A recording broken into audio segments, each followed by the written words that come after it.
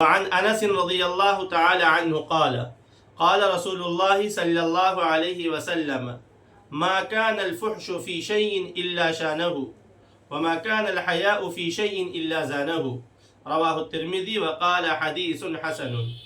حضرت انس رضی اللہ تعالی عنہ سے روایت ہے کہ آپ صلی اللہ علیہ وسلم نے ارشاد فرمایا، جس میں فحش گوئی ہوتی ہے وہ اس کو عیبدار کر دیتی ہے،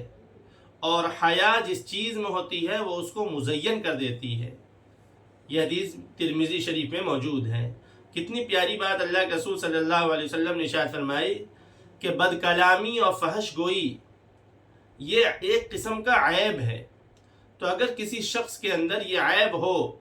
کہ وہ بدگوئی کرتا ہو، بری باتیں کرتا ہو، یا فحش گوئی یعنی گندی باتیں جو شرم و حیا سے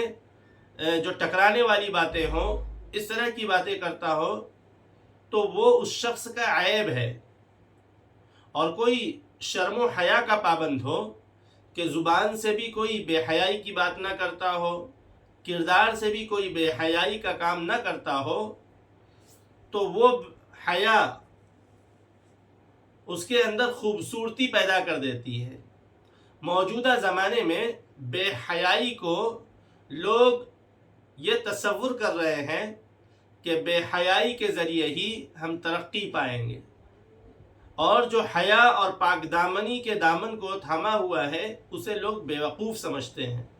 جبکہ حقیقت یہ ہے کہ محمد رسول اللہ صلی اللہ علیہ وسلم نے بیان فرمایا، جس میں فحش گوئی ہوتی ہے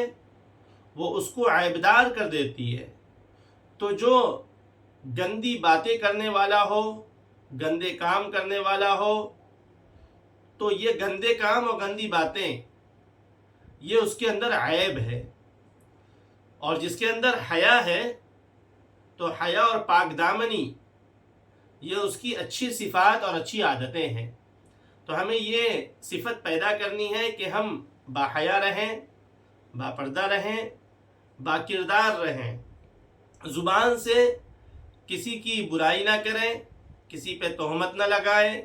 کسی پہ عیب جوئی نہ کریں، کسی کو ہم زبان سے نقصان نہ پہنچائیں، اور اسی طرح سے فحش گفتگو جو ہوتی ہے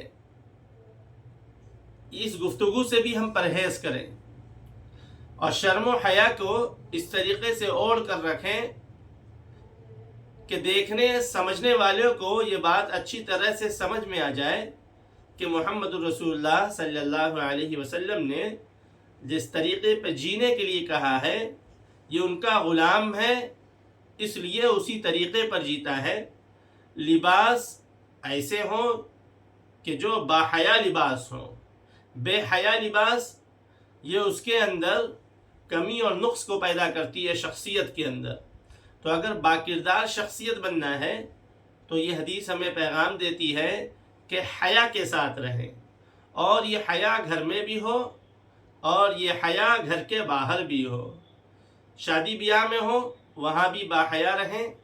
اور اگر اپنے گھر میں ہو تو وہاں بھی باحیا رہیں۔ لباس پر اور زبان پر خصوصی توجہ